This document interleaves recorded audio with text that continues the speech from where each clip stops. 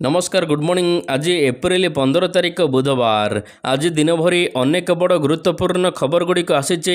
तेबे आसंतु आज सकाळ आसीथिबा 20टी बड़ खबर उपरे नजर पकाइबा। नंबर 1 तातीरू मिलिबो नाही निस्तार। आसंता 7 दिन पर्यंत जलिबो ओडिशा। तातीरू मिलिबो नाही निस्तार। उपकूलवर्ती अंचल ठारू आरंभ करी अभ्यंतरण ओडिशा सबुठारे गरम एवं असह्य गुळुगुळी अनुभूत हेबो। तेबे आसंता 16 तारिख रु 20 तारिख पर्यंत ग्रीष्म लहरी जारी रहिबो बोली आंचलिक पाणीपाग केन्द्र पक्षरु येलो वार्निंग जारी करा जायछि। आसंता 3 दिन मध्यरे तापमात्रा 2 रु 4 डिग्री पर्यंत आहुरी वृद्धि संभावना रही। नंबर 2 शिक्षक बदली पाई आज ठारू आवेदन। प्राथमिक शिक्षक बदली पाई प्रकाश पाइला विज्ञप्ति। बदली पाई इच्छुक शिक्षक माने आज ठारू 30 तारिख मध्यरे ऑनलाइन रे आवेदन करि परिबे। जिला अंतर्गत बदली यह सहित अन्य जिला को बदली पाई आज ठारू आवेदन। जुलाई 18 तारिख सुधा समस्त बदली प्रक्रिया शेष हेबो। यह सहित अधिक शिक्षक थिबा स्कूल को शिक्षकों को कम शिक्षक थिबा स्कूल को बदली करा जिवो। 20 तारिख मध्य ब्लॉक शिक्षा अधिकारी किंबा जिला शिक्षा अधिकारी पोर्टाल रे शिक्षक माने प्रोफाइल अपडेट करेंगे। मे 10 तारिख सुधा शिक्षा अधिकारी द्वारा आवेदन पत्र जांच करा जिवो। नंबर 3 नुआ पांजी प्रचलन। गतकाली जाइए ओडिया नववर्ष पणा संक्रांति। तेबे एही दिन ठारू नुआ पांजी प्रचलन आरंभ होइचे। चलित वर्ष शासनकर्ता हेउचंती रवि, मंत्री पदरे रहिचंती बुध, पुरोहित हेउचंती शनि। नंबर 4 मेंट को नहीं मुह खोलिले मनमोहन सामल। आमे चाहूँ कांग्रेस बीजेडी एकाठी होई निर्वाचन लड़तु। 2 जण एकाठी होई निर्वाचन लड़िले गणतांत्रिक व्यवस्था आहुरी सुदृढ़ हेबो। सबु दल मिसे शक्तिशाली विरोधी दल तैयारी करंतु। राज्य पाई भल हेबो बोली कहिचंती राज्य बीजेपी सभापति मनमोहन सामल। राज्य रे आगामी पंचायत निर्वाचन रे कांग्रेस बीजेडी मेंटो होई पारे। तेबे हाईकमांड एही निष्पत्ति फाइनाल करिबे बोली सोमवार दिन राज्य कांग्रेस सभापति भक्तचरण दास कहिचंती। नंबर 5 आउ 5 दिन बढ़िबो सुभद्रा आवेदन अवधि। सुभद्रार नुआ हिताधिकारी मानक पई खुशी खबर। आहुरी 5 दिन बढ़ी पारे सुभद्रा पंजीकरण अवधि। मुख्यमंत्री प्रभाती परिडा एने सूचना देइचंती। एप्रिल 1 रु एप्रिल 30 जाए नुआ हिताधिकारी माने अप्लाई करि परिबे बोली कुहा जाइथिला। तबे आवेदनकारींकर संख्या बहुत कम अछि किंतु समय पर्याप्त अछि। जे मानकु नुआ करी 21 वर्ष होइचे सेमाने आवेदन करि परिबे।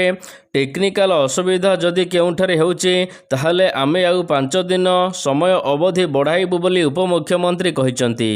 नंबर 6 सरकार देले 3 लाख सहायता। काकाबंध आश्रम रे झाड़ा बांती रे चिकित्साधीन अवस्था जड़े छात्रींकर मृत्यु होइथिबा बेले एही घटना रे गभीर शोक प्रकाश करने सहित मृत छात्री परिवार को सहायता राशि घोषणा करिसेंती मुख्यमंत्री मोहन चरण माझी।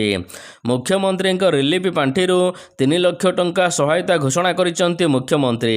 यह सहित प्रधान शिक्षकों को मध्य निलंबित करा जायछि। नंबर 7 सोफिया नेबे नुआ दलर नेतृत्व। आज आत्मप्रकाश करिबो राज्य राजनीति रे नुआ आंचलिक दल ओडिशा जनता कांग्रेस। भुवनेश्वर प्रदर्शनी पड़िया रे आज बड़ समावेश करा जिवो। एहा पूर्वरु गतकाली ओडिशा जनता कांग्रेस प्रतिष्ठाता सभापति मोहम्मद मुकिम गतकाली सभास्थल परिदर्शन करिसेंती। तेबे आज ठारू नुआ दल आसिबाकु जाउचे। बीजेडी रु एवं कांग्रेस रु बहु नेता माने विधायक माने एथिरे जोग देबे बोली कुहा जाउचे। निर्वाचन समय रे सेमाने आम सहित रहिबे बोली मुकिम कहिचंती। ओडिशा रे एकमात्र आंचलिक दल बीजेडी एबे लोकंको ठारू दूरेई जाइचे। एथिपई आम नुआ दल को राज्यवासी ग्रहण करिवे। नंबर 8 सबु अपार्टमेंट रे सीसीटीवी कैमेरा बाध्यतामूलक।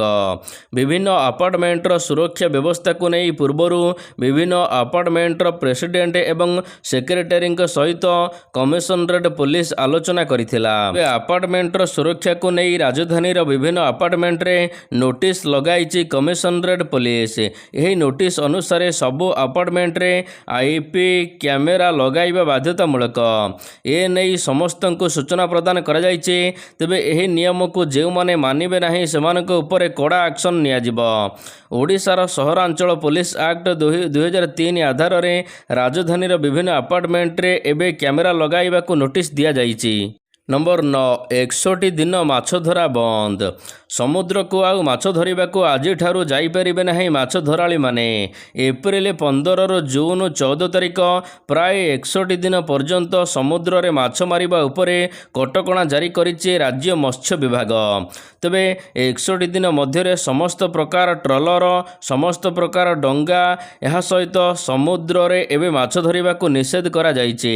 ଏହି ସମୟରେ ମାଛମାନଙ୍କର ପ୍ରଜନନ ସମୟ, ସମୁଦ୍ର ଅଶାନ୍ତ ରହୁଥିବାରୁ ମାଛ ମାରିବା ଉପରେ ମତ୍ସ୍ୟଜୀବୀଙ୍କୁ ବାରଣ କରାଯାଇଥାଏ। ଏହି ସମୟରେ ସମୁଦ୍ରରେ ମାଛ ଅଣ୍ଡା ଦାନ କରିବା ସହିତ ସେମାନଙ୍କର ସଂଖ୍ୟା ବୃଦ୍ଧି କରନ୍ତି ଏବଂ ଜାଆଁଳ ସୁରକ୍ଷାକୁ ନେଇ ଏହି କଟକଣା ଜାରି ହୋଇଛି। ନମ୍ବର 10 ଆଜିଠାରୁ ନୂଆ ଟୋଲ୍ ନିୟମ। ଜାତୀୟ ରାଜପଥରେ ଓଭରଲୋଡ୍ ବା କ୍ଷମତାଠାରୁ ଅଧିକ ମାଲ ପରିବହନ କରୁଥିବା ଟ୍ରକ୍ ଗୁଡ଼ିକ ଉପରେ କେନ୍ଦ୍ର ସରକାର କଡ଼ା ଆଭିମୁଖ୍ୟ ଗ୍ରହଣ କରିଛନ୍ତି। ନୂଆ ନିୟମ ଆଜିଠାରୁ ଲାଗୁ ହୋଇଛି। ଏଣିକି ଓଭରଲୋଡ୍ ଟ୍ରକ୍ ଗୁଡ଼ିକୁ ସାଧାରଣ ଟୋଲ୍ ଫି ତୁଳନାରେ 4 ଗୁଣ ଅଧିକ ଟିକସ ଦେବାକୁ ପଡ଼ିବ। ସଡ଼କ ସୁରକ୍ଷାକୁ ବଜାୟ ରଖିବା ଏବଂ ରାଜପଥ ସ୍ଥିତି ସୁଧାରିବା ଲକ୍ଷ୍ୟରେ ସରକାର ଏହି ବଡ଼ ପଦକ୍ଷେପ ନେଇଛନ୍ତି। ନୂଆ ନିୟମର ମୁଖ୍ୟ ଦିଗ ହେଉଛି କି ପୂର୍ବରୁ ଓଭରଲୋଡ୍ ଗାଡ଼ିଗୁଡ଼ିକ କେବଳ ନିର୍ଦ୍ଦିଷ୍ଟ ଜୋରିମାନା ବ୍ୟବସ୍ଥା ଥିବାବେଳେ ଏବେ ଟୋଲ୍ ପ୍ଲାଜାରେ 4 ଗୁଣ ଅଧିକ ଜୋରିମାନା ଦେବାକୁ ପଡ଼ିବ। ନମ୍ବର 11 ନୂଆ ପାଞ୍ଜିକାରେ ଏ ବର୍ଷ 4ଟି ପରାଗ ଏବଂ ଗ୍ରହଣ। ଶ୍ରୀମନ୍ଦିରରେ ପ୍ରଚଳନ ହୋଇଛି ନୂଆ ପାଞ୍ଜିକା। ନୂଆ ପାଞ୍ଜିକା 2026-27 ମସିହାରେ ମୋଟ 4ଟି ସୂର୍ଯ୍ୟପରାଗ ଏବଂ ଚନ୍ଦ୍ରଗ୍ରହଣ ହେବ। ଏ ବର୍ଷ ଗୋଟିଏ ପୂର୍ଣ୍ଣଗ୍ରାସ ଚନ୍ଦ୍ରପରାଗ, ଏହା ସହିତ ସୂର୍ଯ୍ୟପରାଗ, ଆଂଶିକ ଚନ୍ଦ୍ରଗ୍ରହଣ ଏବଂ ଉପଛାୟା ଜନିତ ଚନ୍ଦ୍ରଗ୍ରହଣ ହେବ। ଅଗଷ୍ଟ 12 ତାରିଖରେ ପୂର୍ଣ୍ଣଗ୍ରାସ ସୂର୍ଯ୍ୟପରାଗ ହେବ। ଏହି ସୂର୍ଯ୍ୟପରାଗ ଉତ୍ତର ଆମେରିକା, ପଶ୍ଚିମ ଆଫ୍ରିକା, ୟୁରୋପ ଆଦି ଅଞ୍ଚଳରେ ଦୃଶ୍ୟମାନ ହେବ। ଭାରତ ତଥା ଓଡ଼ିଶାରେ ଏହା ଦୃଶ୍ୟମାନ ହେବ ନାହିଁ। ଅଗଷ୍ଟ 28 ତାରିଖରେ ଆଂଶିକ ଚନ୍ଦ୍ରଗ୍ରହଣ ହେବ। ଏହା ସହିତ 2027 ଫେବୃଆରୀ 6ରେ କଙ୍କଣାକୃତି ସୂର୍ଯ୍ୟପରାଗ ହେବ। ସେହିପରି 2027 ଫେବୃଆରୀ 20 ତାରିଖରେ ଉପଛାୟା ଜନିତ ଚନ୍ଦ୍ରଗ୍ରହଣ ହେବ। ନମ୍ବର 12 ନିର୍ବାଚନ ପରେ ବଢ଼ିପାରେ ତେଲ ଦାମ। ଅଶୋଧିତ ତେଲର ଦାମ ବଢ଼ୁଥିବାରୁ ପ୍ରତି ଲିଟର ଉପରେ ପେଟ୍ରୋଲ 18 ଟଙ୍କା ଏବଂ ଡିଜେଲ 35 ଟଙ୍କା ମହଙ୍ଗା ହୋଇପାରେ। ବିଦେଶୀ ବଜାରରେ ଏବେ ଅନେକ ସ୍ଥାନରେ ବ୍ୟାରେଲ ତେଲ ମହଙ୍ଗା ହୋଇଛି। ତେବେ ଭାରତରେ ମଧ୍ୟ କିଛି ଦିନ ମଧ୍ୟରେ ତେଲ ମହଙ୍ଗା ହୋଇପାରେ। ଏମିତିକି ପଶ୍ଚିମବଙ୍ଗ ସମେତ 5 ରାଜ୍ୟର ନିର୍ବାଚନ ଶେଷ ହେବା ପରେ କମ୍ପାନୀମାନେ ଦାମ ବଢ଼ାଇ ପାରନ୍ତି। ପ୍ରତିଦିନ 1600 କୋଟି ଟଙ୍କାର କ୍ଷତି ସହୁଛନ୍ତି କମ୍ପାନୀମାନେ। ଅଶୋଧିତ ତେଲ ମହଙ୍ଗା ହେବା ଯୋଗୁଁ କମ୍ପାନୀ ଲିଟର ପିଛା 18 ଟଙ୍କା ଏବଂ ଡିଜେଲ ଉପରେ 35 ଟଙ୍କା ବୃଦ୍ଧି କରିବେ। ନମ୍ବର 13 ମୌସୁମୀ କରିବ ଏ ବର୍ଷ ନିରାଶ କରିବ ମୌସୁମୀ। ନିଅଣ୍ଟିଆ ବର୍ଷା ସ୍ଥିତି ଦେଖିବାକୁ ମିଳିପାରେ ଓଡ଼ିଶାରେ। ନବରଙ୍ଗପୁର, ଗଜପତି, କଳାହାଣ୍ଡି, ନୂଆପଡ଼ା, ବରଗଡ଼କୁ ଛାଡ଼ି ବାକି ପ୍ରାୟ ସମସ୍ତ ଜାଗାରେ ବର୍ଷାର ଅଭାବ ରହିବ। ଭାରତୀୟ ପାଣିପାଗ ବିଭାଗ IMD ସୋମବାର ଦିନ ଏନେଇ ଉଦ୍ବେଗଜନକ ପୂର୍ବାନୁମାନ କରିଛି। କେବଳ ଓଡ଼ିଶା ନୁହେଁ, ଦକ୍ଷିଣ ଏବଂ ଉପକୂଳ ଭାଗକୁ ଛାଡ଼ିଦେଲେ ଦେଶର ସମସ୍ତ ଅଧିକାଂଶ ଅଞ୍ଚଳରେ ଜୁନରୁ ସେପ୍ଟେମ୍ବର ମାସ ଭିତରେ ସ୍ୱାଭାବିକ ଠାରୁ କମ୍ ବର୍ଷା ହେବ। ନମ୍ବର 14 ଲୋକସଭା ଆସନ 443ରୁ 850 ବୃଦ୍ଧି ହେବ। ମହିଳା ସଂରକ୍ଷଣ ବିଲ୍କୁ ଲାଗୁ କରିବା ଦିଗରେ କେନ୍ଦ୍ର ସରକାର ବଡ଼ ପଦକ୍ଷେପ ନେଉଛନ୍ତି। ଏଥିପାଇଁ ଲୋକସଭା ଆସନ ସଂଖ୍ୟା 543ରୁ 850 ପର୍ଯ୍ୟନ୍ତ ବୃଦ୍ଧି କରିବାକୁ କେନ୍ଦ୍ର ସରକାର ମଙ୍ଗଳବାର ଦିନ ପ୍ରସ୍ତାବ ଦେଇଛନ୍ତି। ଏଥିରେ ରାଜ୍ୟ ପାଇଁ 815 ଆସନ ଓ କେନ୍ଦ୍ରଶାସିତ ଅଞ୍ଚଳ ପାଇଁ 35ଟି ଆସନ ସଂରକ୍ଷିତ ରହିବ। ଏହି ବିଲ୍କୁ ସଂସଦରେ ଦିଆଯାଇଛି। ଏପ୍ରିଲ 16ରୁ 18 ପର୍ଯ୍ୟନ୍ତ ହେଉଥିବା ସଂସଦର ଆଗାମୀ ସ୍ୱତନ୍ତ୍ର ଅଧିବେଶନରେ ଏହାକୁ ଆଗତ କରାଯିବ। ନମ୍ବର 15 ସମ୍ରାଟ ଚୌଧୁରୀ ଏବେ ବିହାରର ନୂଆ ମୁଖ୍ୟମନ୍ତ୍ରୀ। ନୀତିଶ କୁମାର ମୁଖ୍ୟମନ୍ତ୍ରୀ ପଦରୁ ଇସ୍ତଫା ଦେଇଛନ୍ତି। ତାଙ୍କ ସ୍ଥାନରେ ସମ୍ରାଟ ଚୌଧୁରୀଙ୍କୁ ବିଜେପି ବିଧାୟକ ଦଳର ନେତା ଭାବରେ ନିର୍ବାଚିତ କରାଯାଇଛି। ସେ ବିହାରର ନୂଆ ମୁଖ୍ୟମନ୍ତ୍ରୀ ହେବେ। ସମ୍ରାଟ ଚୌଧୁରୀ ବିହାର ରାଜନୀତିରେ ଏକ ପ୍ରମୁଖ ବିଜେପି ନେତା। ସେ 1990 ଦଶକରେ RJDରୁ ନିଜର ରାଜନୈତିକ ଯାତ୍ରା ଆରମ୍ଭ କରିଥିଲେ। ପରେ JDU, ଏହାପରେ ବିଜେପିରେ ଯୋଗ ଦେଇଥିଲେ। ବିଜେପିରେ ତାଙ୍କ ରାଜନୈତିକ ଜୀବନ ବେଶ ଆଗକୁ ବଢ଼ିଛି। ଏବେ ସେ ବିହାରର ନୂଆ ମୁଖ୍ୟମନ୍ତ୍ରୀ ହେବାକୁ ଯାଉଛନ୍ତି। ନମ୍ବର 16 ମହିଳାମାନଙ୍କୁ ମିଳିବ 2000 ଟଙ୍କା। ଏହା ସହିତ 3ଟି LPG ସିଲିଣ୍ଡର ମଧ୍ୟ ମାଗଣା ମିଳିବ। ମଙ୍ଗଳବାର ଦିନ ତାମିଲନାଡୁ ବିଧାନସଭା ନିର୍ବାଚନ ପାଇଁ ବିଜେପି ତାର ଇସ୍ତାହାର ପ୍ରକାଶ କରିଛି। ଏଥିରେ ମହିଳାମାନଙ୍କୁ 2000 ଟଙ୍କା, ଏହା ସହିତ ଗୋଟିଏ ବର୍ଷରେ 3ଟି LPG ସିଲିଣ୍ଡର ଦେବାକୁ ପ୍ରତିଶ୍ରୁତି ଦିଆଯାଇଛି। ନିର୍ବାଚନ ପୂର୍ବରୁ ବିଜେପିର ଜେପି ନାଡ୍ଡା ବିଜେପି ଇସ୍ତାହାର ପ୍ରକାଶ କରିଛନ୍ତି। ଇସ୍ତାହାରରେ କୁହାଯାଇଛି, ତେବେ ପ୍ରତ୍ୟେକ ପରିବାରର ମହିଳା ମୁଖ୍ୟଙ୍କୁ ମାସିକ 2000 ଟଙ୍କା ଆର୍ଥିକ ସାହାଯ୍ୟ କରାଯିବ ବିଜେପି ସରକାର ଆସିଲେ। ଏହା ସହିତ ପ୍ରତ୍ୟେକ ପରିବାରକୁ 10,000 ଟଙ୍କା ଆର୍ଥିକ ଅନୁଦାନ ଏକକାଳୀନ ମିଳିବ ଏବଂ ବର୍ଷକୁ 3ଟି ସିଲିଣ୍ଡର ଫ୍ରିରେ ଯୋଗାଇ ଦିଆଯିବ ବୋଲି କୁହାଯାଇଛି।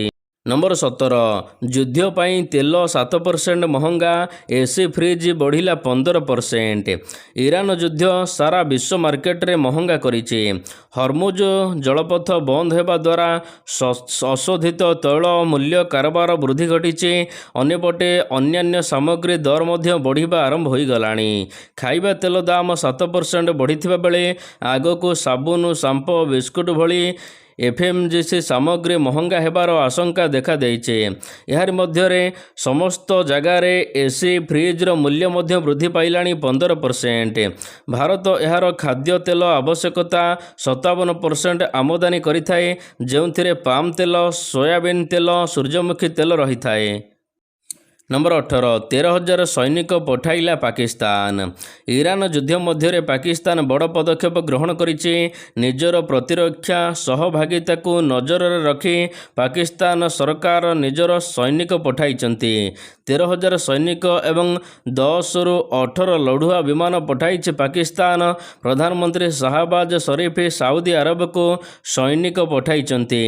କିଙ୍ଗ ଅବଦୁଲ୍ଲାଜି ବାୟୁସେନା ଘାଟିରେ ସୈନିକଙ୍କ ସମେତ ଲଢୁଆ ବିମାନ ମୁତୟନ କରାଯିବ ବୋଲି ନିଷ୍ପତ୍ତି ହୋଇଛି। ନମ୍ବର 19 ସୂର୍ଯ୍ୟଙ୍କ ଅସ୍ତ ହେବାକୁ ଯାଉଛି। ସୂର୍ଯ୍ୟକୁମାର ଯାଦବଙ୍କ ନେତୃତ୍ୱରେ ଭାରତୀୟ ଦଳ T20 ବିଶ୍ୱକପ୍ ଜିତିଥିଲେ ମଧ୍ୟ ଦଳରୁ ବାଦ ପଡ଼ିପାରନ୍ତି ଏହି ଷ୍ଟାର ଖେଳାଳି। ରିପୋର୍ଟ ଅନୁସାରେ ସୂର୍ଯ୍ୟକୁମାର ଯାଦବଙ୍କ ଉପରେ ଭାରତୀୟ ଦଳରୁ ବାଦ ପଡ଼ିବାର ଆଶଙ୍କା ଦେଖାଦେଇଛି। ସୂର୍ଯ୍ୟଙ୍କ ଉପରେ ଏହି ବିପଦ ତାଙ୍କର ଖରାପ ଫର୍ମ କାରଣରୁ ସୃଷ୍ଟି ହୋଇଛି। T20 ବିଶ୍ୱକପ୍ ଠାରୁ ଏପର୍ଯ୍ୟନ୍ତ IPLରେ ସୂର୍ଯ୍ୟ ଖରାପ ଫର୍ମ ଦେଇ ଗତି କରୁଛନ୍ତି। ଏମିତି ଲାଗୁଛି ଯେ ଫର୍ମ ସେ ଭୁଲି ଯାଇଛନ୍ତି। ତାଙ୍କ ଉପରେ ଟିମ୍ ଇଣ୍ଡିଆର ଚୟନକର୍ତ୍ତା ଏବେ ନଜର ରଖିଛନ୍ତି। ଏମିତିରେ ପ୍ରଶ୍ନ ଉଠୁଛି, ଆଗାମୀ T20 ସିରିଜ୍ ଏବଂ 2028 T20 ବିଶ୍ୱକପ୍ ପାଇଁ ଭାରତୀୟ ଦଳରେ ତାଙ୍କୁ ସ୍ଥାନ ମିଳିବ କି ନାହିଁ। ନମ୍ବର 20 ଭୈଭବଙ୍କୁ ବଡ଼ ସୁଯୋଗ, ଟିମ୍ ଇଣ୍ଡିଆରେ ମିଳିଲା ଏଣ୍ଟ୍ରି। ଏହି ସିଜନ୍ରେ ଇଣ୍ଡିଆନ୍ ପ୍ରିମିୟର ଲିଗ୍ IPL 2026 ଆରମ୍ଭ ହେବା ପୂର୍ବରୁ ଭୈଭବ ସୂର୍ଯ୍ୟବଂଶୀ ତାଙ୍କର 15ତମ ଜନ୍ମଦିନ ପାଳନ କରିଥିଲେ। ସେବେଠାରୁ ବିଶେଷଜ୍ଞମାନେ ଭବିଷ୍ୟବାଣୀ କରି ଆସୁଛନ୍ତି, 15 ବର୍ଷୀୟ ଖେଳାଳି IPLରେ ଭଲ ପ୍ରଦର୍ଶନ କରନ୍ତି ତେବେ ତାଙ୍କୁ ଟିମ୍ ଇଣ୍ଡିଆ ଜର୍ସି ପିନ୍ଧିବାର ସୁଯୋଗ ମିଳିପାରେ। ତାଙ୍କର ପ୍ରଥମ 4ଟି ମ୍ୟାଚ୍ରେ 2ଟି ଅର୍ଦ୍ଧଶତକ ହାସଲ କରି ଭୈଭବ ବରିଷ୍ଠ ସ୍ତରରେ ଭାରତୀୟ ଦଳ ପାଇଁ ଖେଳିବା ନେଇ ନିଜର ପ୍ରସ୍ତୁତି ପ୍ରଦର୍ଶନ କରିଛନ୍ତି। ତେବେ ଆଗକୁ ଟିମ୍ ଇଣ୍ଡିଆରେ ସେ ଖେଳିପାରନ୍ତି ବୋଲି ଚର୍ଚ୍ଚା ହେଉଛି। ସମ୍ବାଦପତ୍ରରେ ପ୍ରକାଶିତ ଖବର ଅନୁସାରେ ଭାରତ ଆୟର୍ଲାଣ୍ଡ ଗସ୍ତ ପାଇଁ ଭୈଭବଙ୍କୁ ଚୟନ କରାଯାଇଛି। ଭାରତ 26ରୁ 28 ଜୁନ୍ ମଧ୍ୟରେ ଖେଳାଯିବ ଏହି ମ୍ୟାଚ୍। T20 ଅନ୍ତର୍ଜାତୀୟ ସିରିଜ୍ ଖେଳିବେ ଭୈଭବ।